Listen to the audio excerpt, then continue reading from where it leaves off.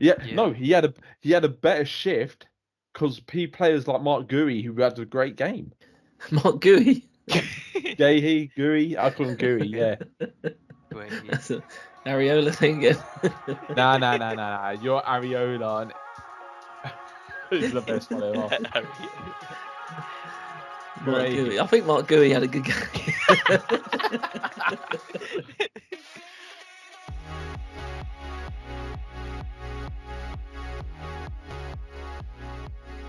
Hello everyone, welcome to episode 22, I believe, of the 2D Sports Bar. We've got Dilsey with me. Hello. And I've got George here as well. Hello. We're going to go through the Euros. It's been a great start to the Euros so far. A lot of goals going in. And starting on Friday the 14th with Germany, Scotland. You guys watch that one? I did because I got Scotland in my sweepstake, unfortunately. Painful. I watched it as well. Yeah, the Germans look good. I think Scotland had a good, 5 minutes and that was it.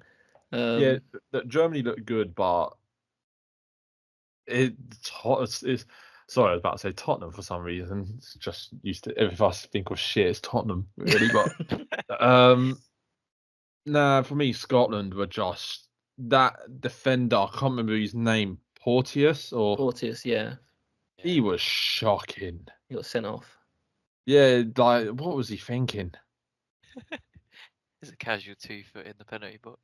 Oh yeah. But then to be fair, I was just mesmerised on the fact that you look at Germany when they had Wirtz and Musiala. They were just different gear, weren't they? They were Musiala just running through the players. only Thing that let it down for me was Havertz just looked lost throughout part of the game. But as soon as they put on that Fulkrug, Jesus, they just showed they looked like they had that any means necessary to get the job done. Yeah, he's a good player.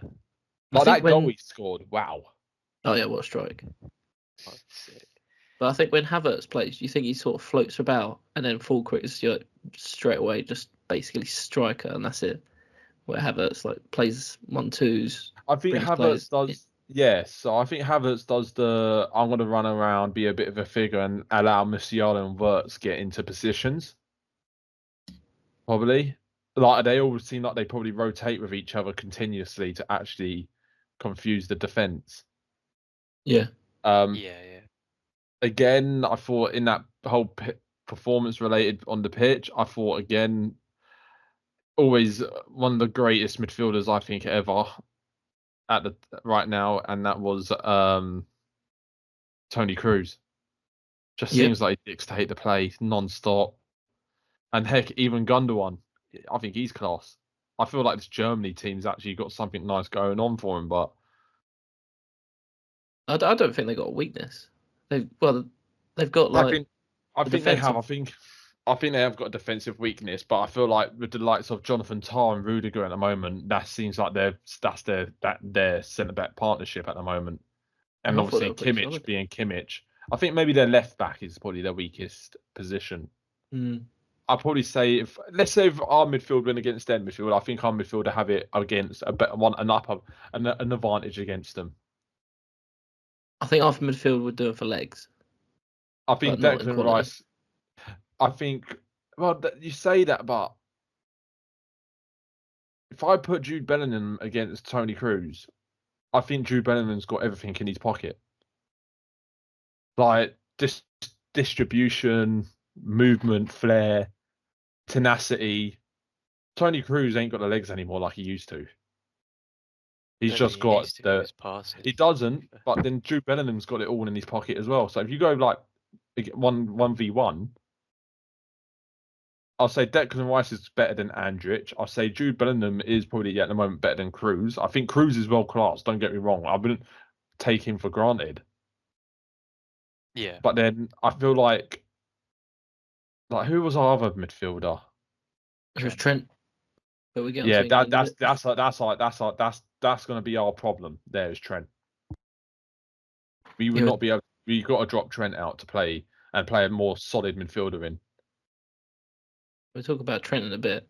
But for Scotland, obviously they went for a 5-4-1 formation, very defensively, obviously. But for me, I think their issue as well was not having McGinn centrally. He was He was on the wing. he was floating about, but he's quite good on the ball and he's quite a physical presence. So I don't really get why they didn't have him in the middle. Yeah, no, I agree. I would actually say McTominay should have been where McGinn was, because I think McTominay has more of an attacking prowess than McGinn. I think McGinn's more of he likes to be in the middle of it, but he was isolated in that game.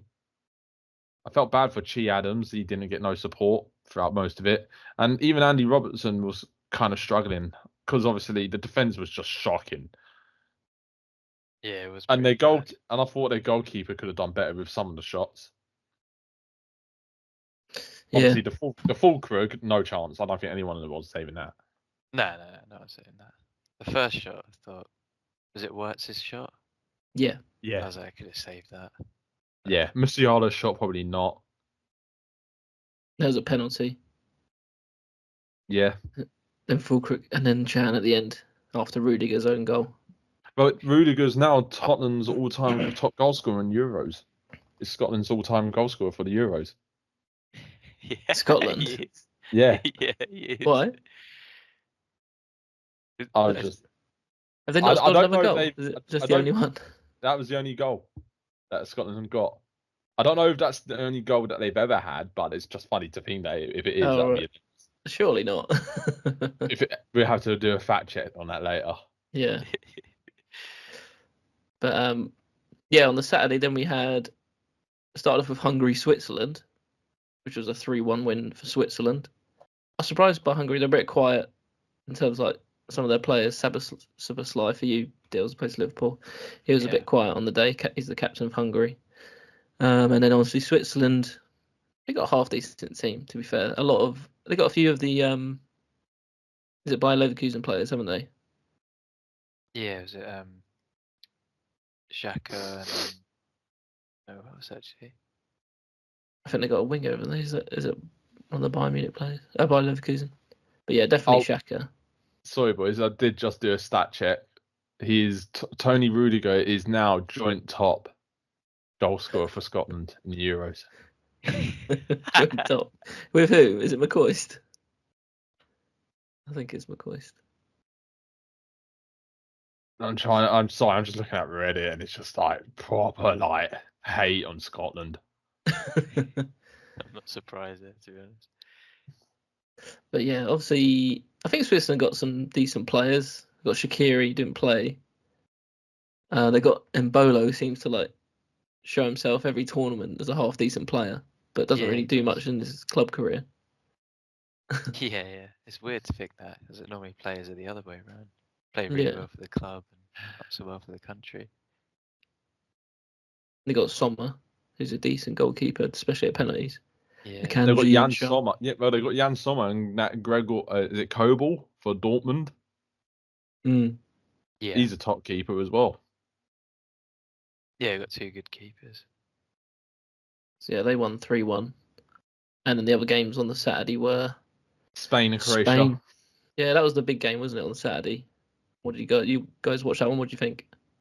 I didn't watch it. I was just surprised to see Cucurella starting over Grimaldo, to be fair. But apparently, if I go by stats, Cucurella was 7 rating out of 10. You went the lowest. I didn't think it was too bad. Cucurella, I thought it was all right. Yeah, but I was just shocked to see him start over Grimaldo, because Grimaldo's had an unbelievable season with Leverkusen. Mm. Oh, maybe that was the Leverkusen player I got confused with. I thought he played for Switzerland. Because I just remember watching that day and it was like Leverkusen centric. Doesn't Grimaldo play further up the pitch though? He doesn't really play left back, does he? Is it more like he plays left wing back?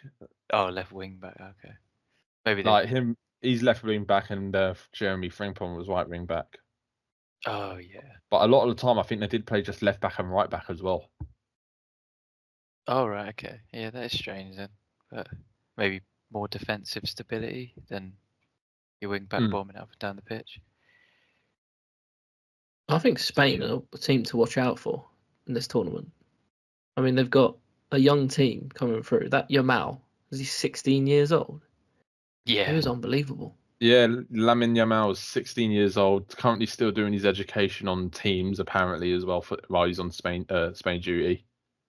Really? What the hell? Yeah, he's got told he has to do his homework or he'll be suspended. Jesus. It's not fair, is it? No, he's doing the part. He's got to do his part. If he wants to play in the big games and that, he's got to do his school as well. Getting raised correctly. But yeah, obviously they had Yamal, Morata as their focal point. I was surprised that Morata's still going as a central striker for Spain. I thought, is there not any other options? But he seemed alright. Well, I believe he's actually now the third all-time goal scorer in Euros. Yeah, Really? he is. All-time ever now. He's got 7 goals and he's the third highest all-time goal scorer for the Euros, which I thought was mental. That is crazy. Who's the other ones? I'm guessing Ronaldo's up there. Ronaldo's Griezmann's up there. Okay. Ronaldo's got 14, number 1, and Platini's got 9, number 2. Yeah, we was talking about Platini on our Euro retrospective. Me and Sean. I'll put a link in the at the top for the viewers. Yeah. But yeah, he got like hat tricks galore in that tournament, Platini. But going back to Spain, obviously winning 3-0. Carvajal gets a goal as well. Is he just going to still continue going? However old he is. I just think he's just fair play to him. He's scoring goals. He scored his first Champions League goal in eons in the final. And Yeah, he's just scored again. Scored again for Spain to start off the career. But I was quite surprised that Croatia weren't playing well. I thought I was quite. Go on, Dils. I was going to say that's what I was most surprised about. That they just didn't put up much of a fight. I mean, I was quite surprised. Yeah, maybe aging. But like the Rodri yellow card, how was that not red, by the way? I didn't see it. You didn't see it? Okay, so they had a clear on goal shot, and he just had to tap it in, and Rodri's fouled him. And he's given him a yellow card, but it's a clear denial of a goal scoring opportunity. So it's a red. So I didn't get that, but and then they missed the penalty, Croatia. It just seemed really odd to me, but yeah, I'd go back and have a look at that. That's what Ollie was saying. Man City ref. Yeah, it's a yellow. Only a yellow. Yeah. And then obviously later on we had Italy versus Albania. Albania scoring in 23 seconds to stun the Italians. Record scoring time now, that is. 23 seconds. That's crazy. And then they decided to go 6 at the back, to be honest. And Italy hold up for 90 got back minutes. in it. They got back in it at 16 minutes. And then they decided just to continue sitting at the back, Albania. But, it's a shame, really, because Albania should have actually carried on doing what they were doing, because that was obviously right from the start. The thing is, though, Italy being Italy, they're just going to step. Don't know. People say that this Italy team doesn't look that great. I think it actually looks quite strong. Definitely overall. Defensively very strong. Well, Bastoni is a foot. I rate him highly. Always have on what's it called? Football Manager. They were saying that Bastoni, does he have the dark arts of Bonucci and Chiellini? Because obviously they're not playing for the first time in a long while for Italy. And then like he definitely did. He was knocking around Broja for Albania at times, wasn't he?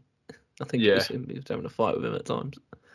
I think the thing is, though, Bastoni has the tenacity of what Chiellini and Bonucci had, but he also has got better athleticism than them two, and he's a very unique left-footed centre-back as well.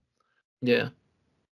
So I think he's got what it takes to be a top defender for the future, and so does that Calafiori. Like I look at the team lineup and I'm thinking, They got the talent that Skamaka who ain't bad target man.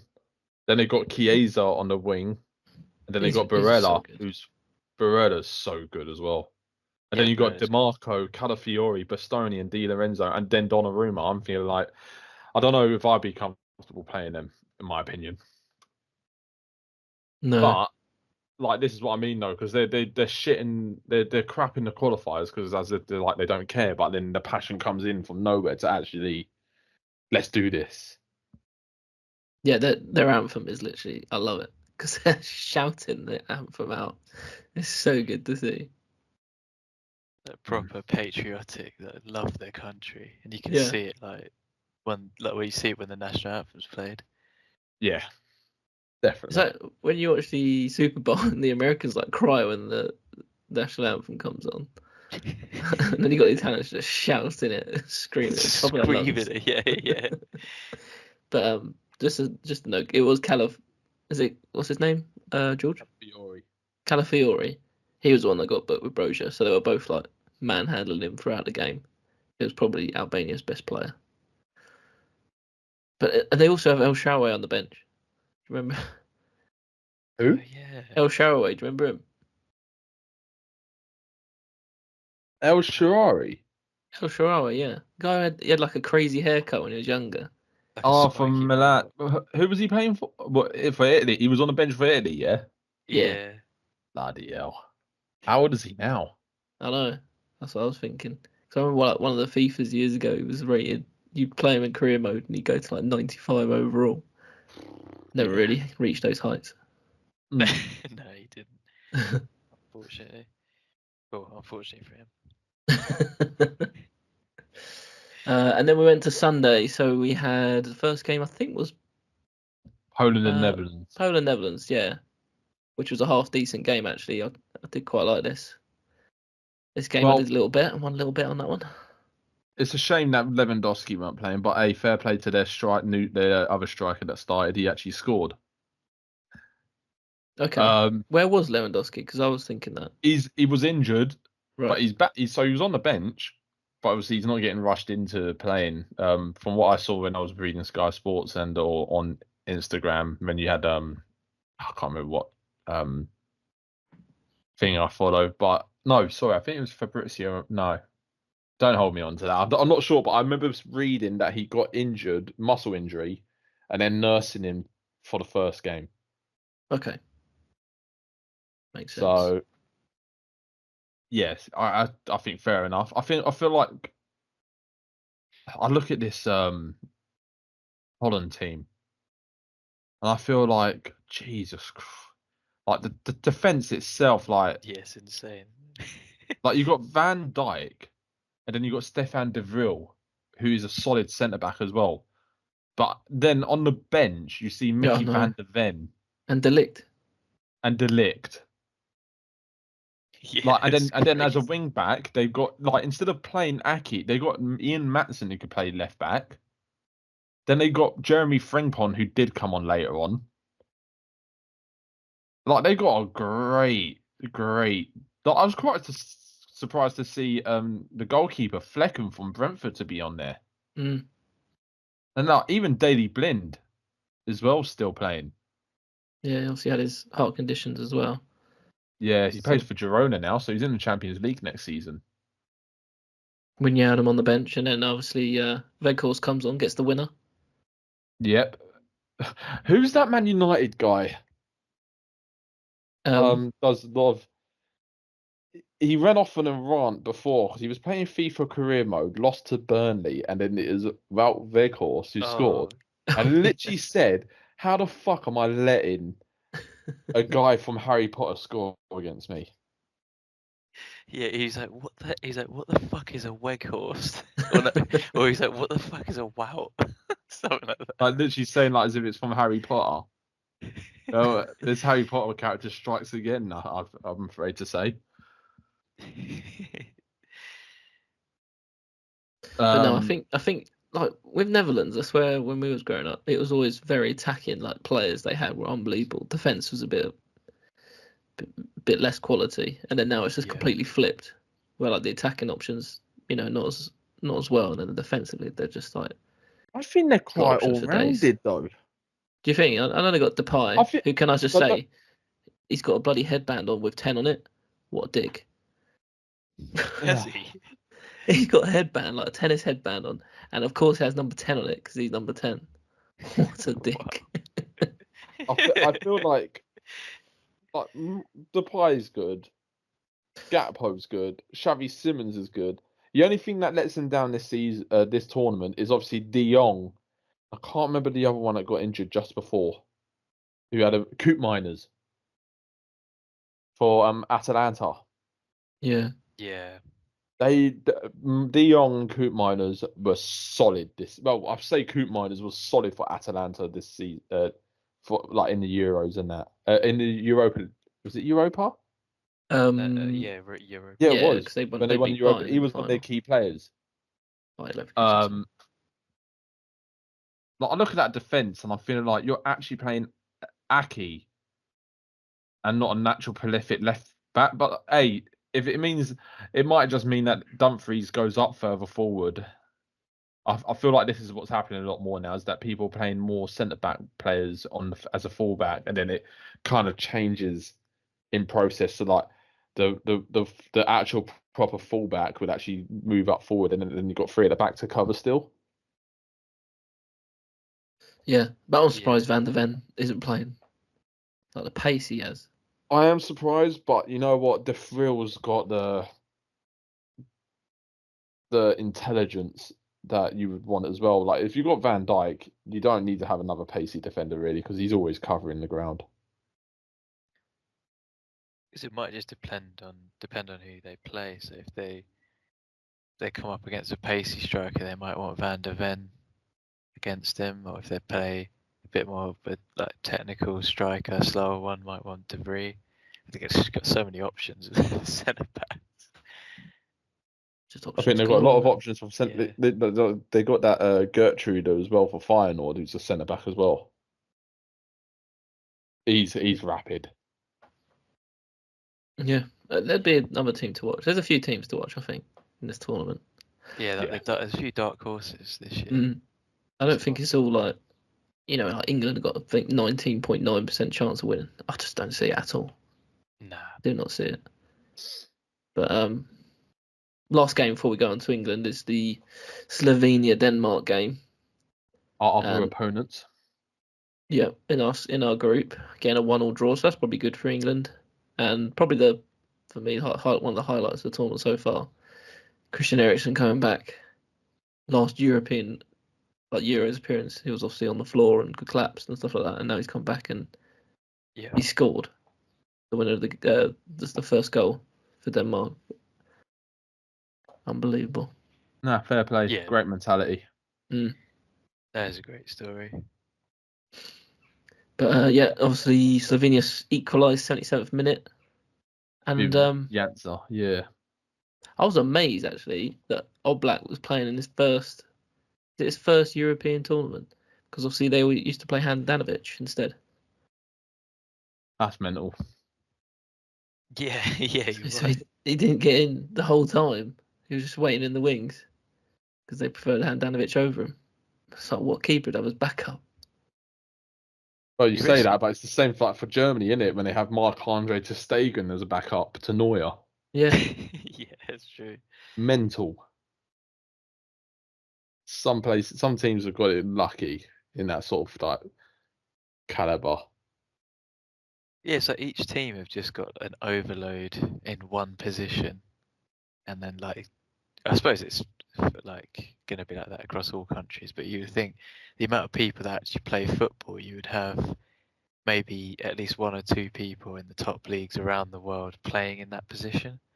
But you got like some people from like the second division or third division, no, maybe not third division, but second division playing for the countries as well.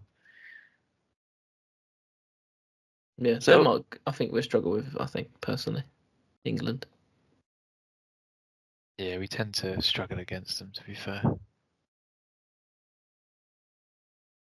Should we move on to England? Yeah, I think we got some some variation of opinions, I think, from England games. So England win 1-0, Bellingham with the 13th minute goal. Yeah. And then England started well. They started well attacking wise. Could have had a good few decent chances, but I think since the goal went in, they started to sit back and. I think it's deja vu. It is, yeah. It is I frustrating. feel like it's the same shit. Southgate does this fucking shit idea. We get a goal early, and then we start sitting back all the fucking time and just letting them soak up the pressure and just try and catch them. Again, this is absolute bollocks to just watch Southgate do this sort of tactic over and over again. It's just a weak mentality. It's just not gonna. It's not suitable for the players.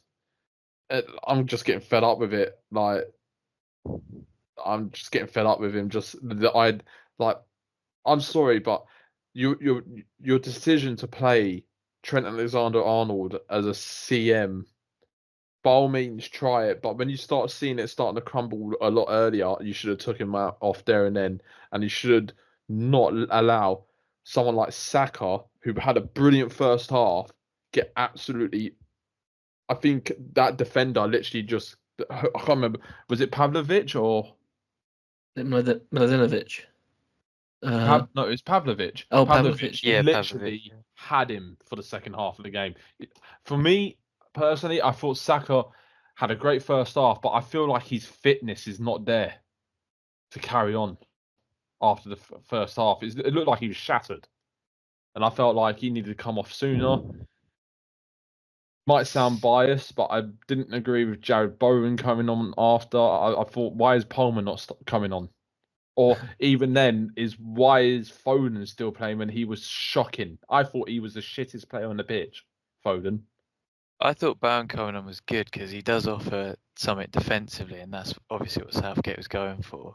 Because bringing Palmer on, I don't think he would give that same defensive cover that Bowen could do. I kind of agree with you on that, Dylan. But the problem is as well, though, is that but why is Foden still on then? Because he was doing fuck all. Yeah. All he was doing, he came back and he literally hoofed the ball back straight to their feet, and it was just like Bellingham. The only thing I was struggling to stay up during the whole game, but the only thing that kept me awake is just watching Jude Bellingham play. He just seems man on a mission, doesn't he? He does. Yeah. I loved the shithousery he was doing as well, especially when like that moment with Kostic. Yeah, he literally shoulder charged him, and like just acted out like nothing happened. Well, I think Kostic wasn't even the one who fouled him as well. Wasn't it? It's just went up to him, chest him out of the way. I was like, if you're gonna do it, at least do it to the guy who fouled you. Like, I think it was one of the British media ratings came out, and I saw it earlier, and I did put it in the group chat earlier, and I thought this was disgusting. And the fact was, they rated Saka 6.6 rating, yeah, and then Foden 7.0. Yeah, that's ridiculous. What are they smoking? I saw as well, like Micah Richards is defending Foden after the thing. Like, yeah, play him in the middle. He played in the middle against Iceland. He done nothing. He can't play in the England team well. I don't think he has ever had a good performance for England, has he? Is that a bold shout? Yeah. Yeah, I've always said this to my mates outside of, like, I just say it to them. I was like, what do you like? I see Foden play for Pep. It's the tactics. It must be the tactics that suit him, because he gets that freedom. The thing is as well, going back to what Micah Richards said. Did you hear what Fabregas said? He was just like, look at Bellingham. He plays for Real Madrid, can pro different system, different role, and he comes into the England team thinking like he's the man to win us the game. He wants the ball. He's like driving us forward, trying to do something with it rather than expecting something to happen. He's the one to be like, right, I'm the man to get us a goal or get an assist or make something happen. Whereas Foden just seems he's sort of going through the motions, expecting someone to give him a pass or something like that, rather than what he does for City, just driving at the defenders, like dribbling past them. Just a bit of a strange one. I think you can't blame as much as you want to. You can't really blame the manager as well if the player's giving that much effort, that little effort on the pitch. Well, no, you can't. You can blame the manager because the player's not putting the effort in. Take him off. Yeah, he could do that. Yeah. But if you remember last Euros, I think Foden did start in the games and then he was a sub. So maybe he will be a substitute again. Well, the highlight was I saw it on X, not Twitter anymore. I hate saying X. It sounds stupid. Good one, Elon. Yeah. Weren't Cole Palmer trending? Probably because they Like, probably wanted him on the pitch. why? Yeah, like why is he not coming on the pitch? Like we were struggling to attack. Palmer will give you that dynamic movement of allowing players to have that free. He is literally a nightmare. So Look is at the Eze. man. Look at Yeah, and, Eze, I was going to say the same and thing. Eze, 100% Eze is as well. The thing is, if I was to take Foden off, I probably wouldn't want to put Palmer or Eze on the left wing. If any of them, it would be Anthony Gordon. I'll put Bowen over there, to be honest. I've never seen Bowen play on the right at left, where Anthony Gordon is a left winger Oh yeah, and he's true. fast. But for me, when I saw Saka, I thought he looks shattered. I was like, he needs to. We need him for later on in the stages, and that's where I would say probably put Palmer on for Saka, and heck, later on because I know Saka could play on the left wing as well. Why don't we just play Saka on the left instead of Foden and put Palmer on the right? Well, there was a stat that was in Southgate's favour. I think we've only won one European opening game. Is that right? Yeah, So one yeah, out of 10. out of 10, now we've won 2 out of 10. They were both under him.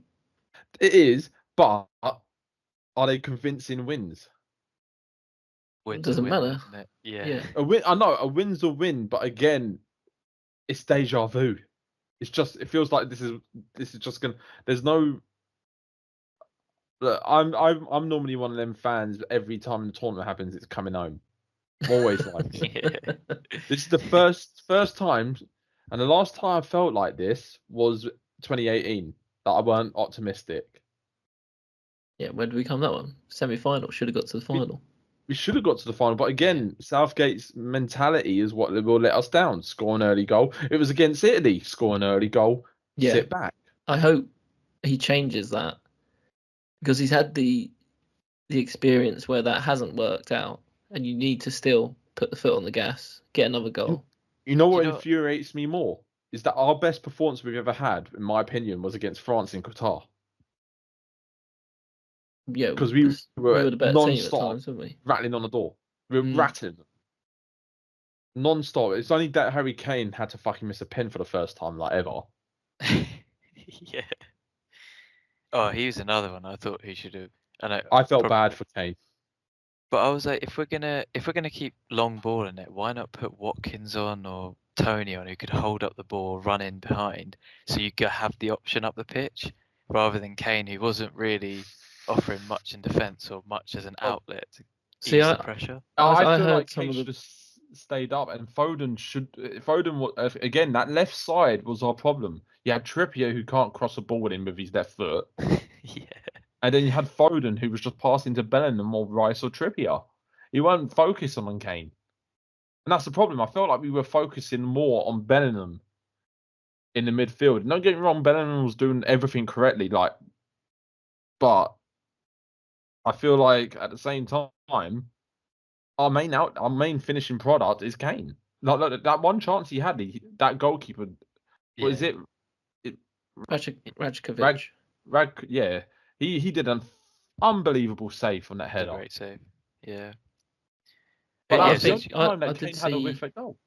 I did see in the other group chat that we were in, people were saying like Watkins and Tony should be starting the next. I disagree. No, I don't think so. I think Kane's our talisman. Kane's our talisman. You've got to stop moaning about Kane. If he's only had 3 touches in the game, that's not his fault. That's everyone else's fault not supplying him.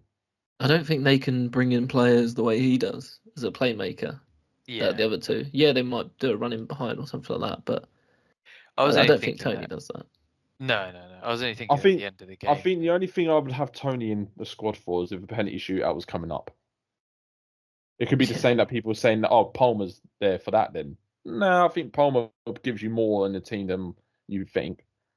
But Tony is Definitely, I would put Watkins on before Tony for England. Mm. It's just a bit unfortunate that Palmer's got to compete with Bellingham for that position. Well, I don't think so because he's got Saka who could play on the left instead of Foden, and Foden could get dropped. Because I'm saying this now, Foden does not suit Southgate. Until Southgate goes, I wouldn't have Foden in the team.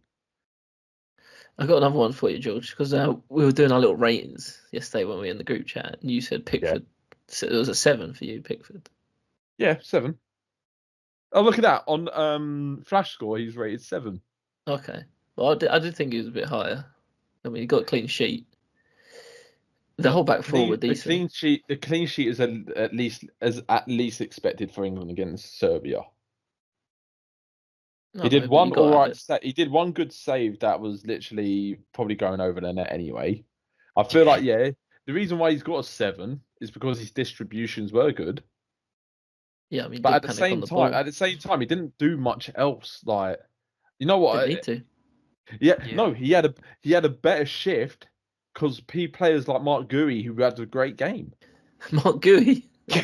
Gui, I call him Gui. Yeah. That's a Areola thing again.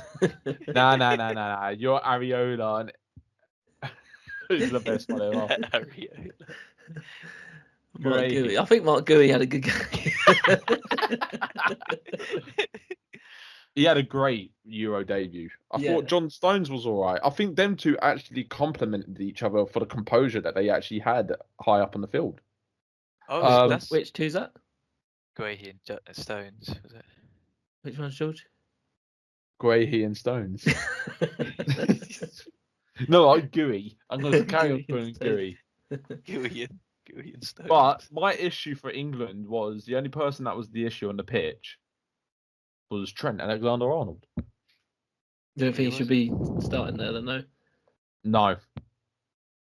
No, if you play teams like Germany, who we've got to match up position for position, or France, he'll be getting exposed so badly, it'll be a joke. He has to prove me wrong big time from What that. do you think, Dennis? I personally thought, because like, no disrespect to Serbia, but we're playing like a team we're favourites to beat. So I thought we should just play Rice by himself and then Palmer and Bellingham and literally just overload the front line and just go like really attacking early on. Because we seem to get early goals, so why not just put the game out of sight in the first half? Like, that's the aim anyway. And then you got I've Kobe in there. Stick Manu in there. I would disagree with you on that because the fact is, that this is the Euros. I wouldn't dare put one midfielder in to be holding. Rice can't do it all on his own. So, and Rice likes to move forward. That's the problem. You need someone else to be you need another person to be in coercion with him to actually say, right, if he's going up, I'll stay back. Oh, he's going up, I'll stay back. Yeah, I thought Rice done well covering. Rice was great at covering, but he can't do it all on his own. Like just look at the Iceland game in a friendly year. Rice and Manu couldn't do it together. I mean, they couldn't. It wasn't their fault. We lost. It wasn't, but again, it just shows you that even teams that ain't even in the Euros, you don't do that. You don't just play one midfielder and go all out. Like for me, if I had Foden ahead of Rice playing, he's never dropping back. You have Palmer. Palmer's not always the one to come back quick.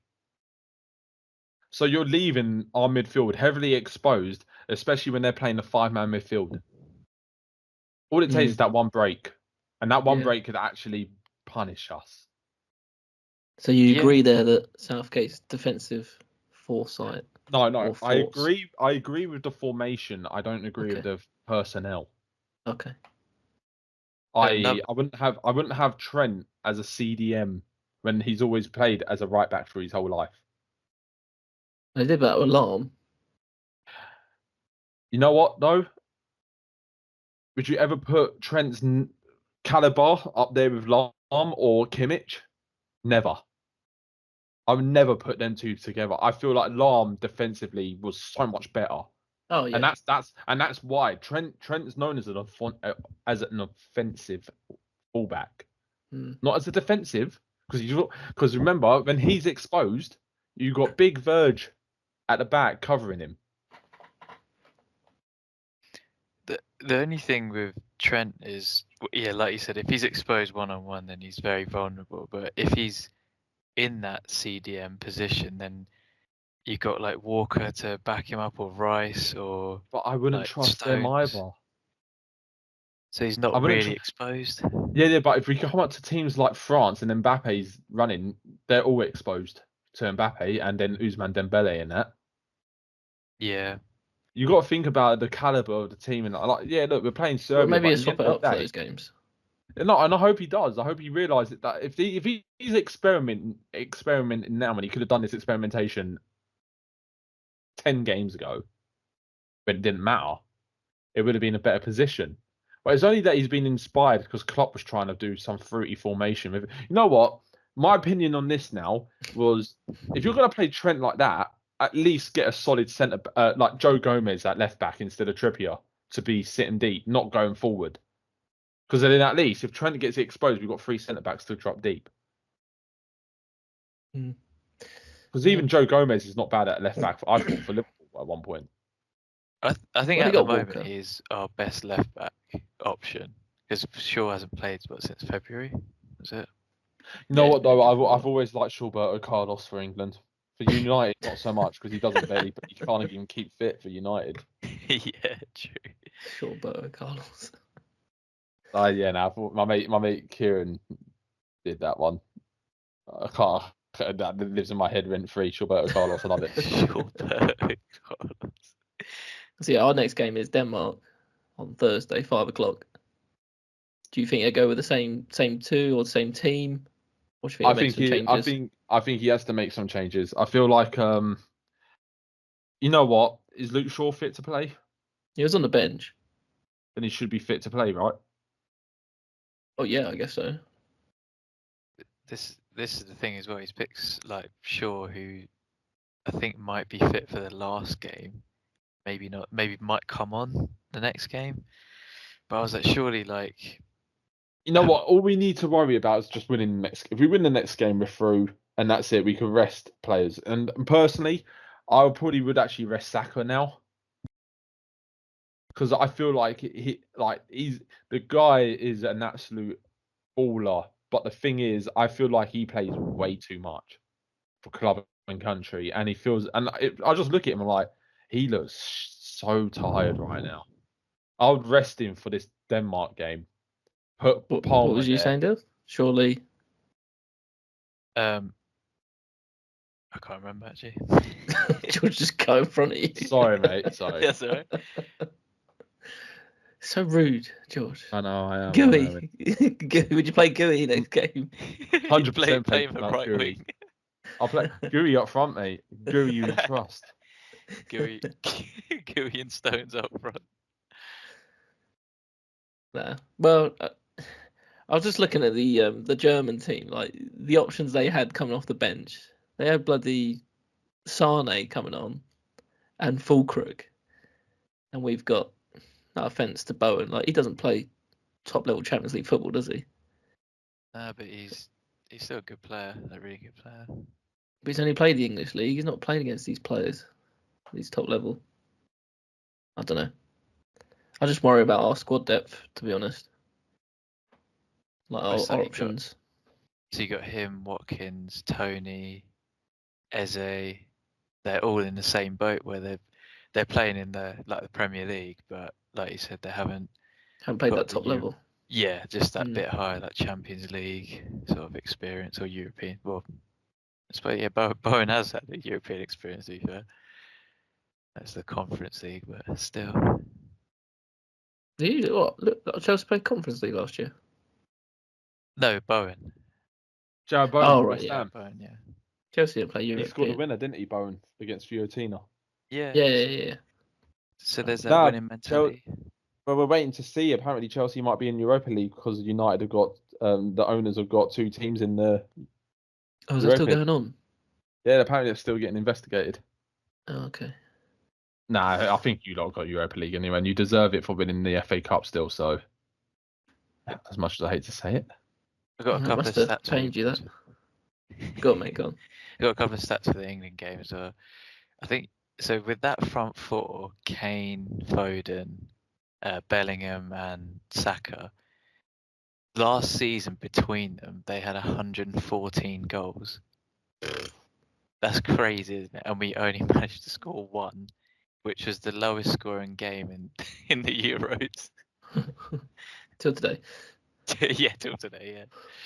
And I was like, that's just a crazy stat. So we have 114 goals in the previous season worth like players with the ability to score that many goals between them. Yet we could only score 1.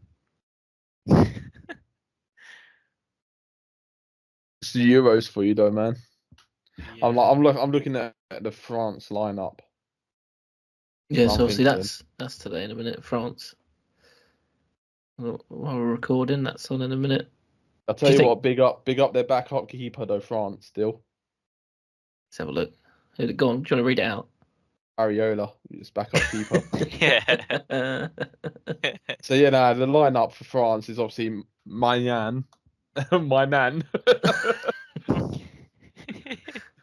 She doing in there? Lead goalkeeper. Then you got Jules Koundé as a right back, Upamecano, Saliba, Theo Hernandez, and then in midfield you got Rabiot and Kante, and then as your front 4 attack, but I'm guessing Griezmann's behind Thuram, and then you got Mbappe and Dembele on the wing. Not bad, is it? That's not bad at all. And then on the bench, Giroud, Coman. is Who Coman else is in there? No, I don't think Coman's in. He's in. Oh no, he is. Sorry, yeah. So you got Areola, Barcola, Camavinga, Klaus, Coman, Fofana, Giroud, Kolo Muani, Konate, Mendy, Pavard, goalkeeper called Samba, and then you got Tuchemeni, and then Zaire Emery. And you know when we say earlier about the depth, Yeah, France they've got just it. put everyone to shame. They did, didn't they? It's like Man City. There's just not 115 charges lingering over French. No, absolutely not. Got to put that in there. And that's for our Man City followers here in the community. I just saw so many memes about the French team that if players who played for France actually played for their national team that they were born in, or like their national team where they're from, then France's team would just be like pretty much no one. So there's a lot of like African players playing for them, but then You're right. Yeah, they literally would have no one. But then it's like the way international football works, isn't it? If you have a chance to play with like Mbappe, where you never normally would at club level, or like get a transfer to wherever he's going, then might as well play with him then. And just a note as well, Ryan Porteous, who was saying about Scotland earlier, will not play in both of the remaining group games. His ban's been extended for that red card, so he's out for the whole Euros. Jesus.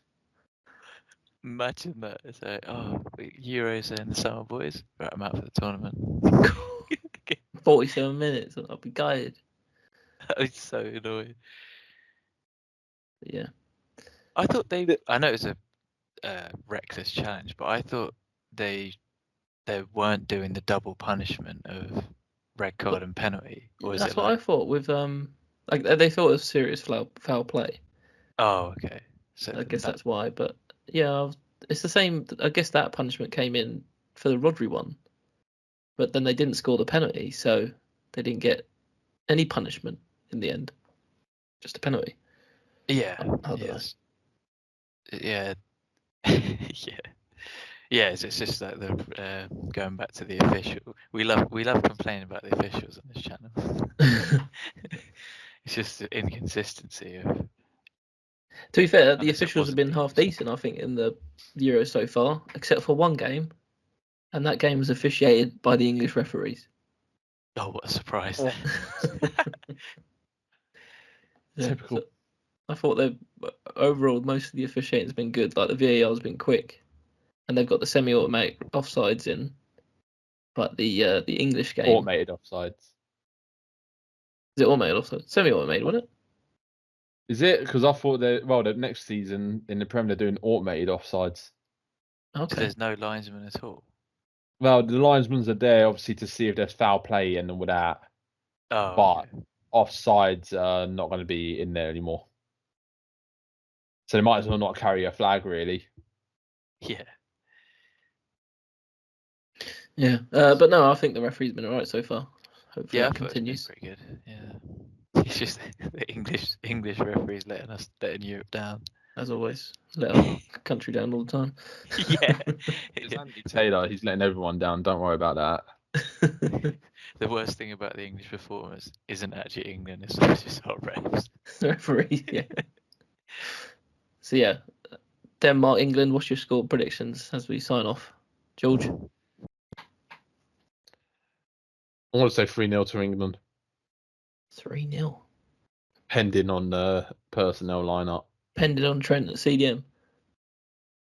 Pending on attacking and CDM. Okay. Dilsey, what you going for? Well, I want to say, like, we'll get a high scoring. I want to say 4-0, but realistically, I'm going to go 1-0 again. Another 1-0. 4-0, that's bold. I'll go Yeah, but we've 2-1 got the England. firepower. Oh, I'm going to go 2-1 England. Beat them 2-1 in the semis last time. Hopefully, I'll say it again. See the same result again. I'll go for 1-0. 1-0. Yeah. I'm still sticking with 3-0. We'll see then. It's coming home. Cheers, guys. Oh, it's coming home, is it? Coming Saying it at home. first. We'll leave it there. Yeah. Cheers, boys. That's sweet. In a Cheers. bit, boys.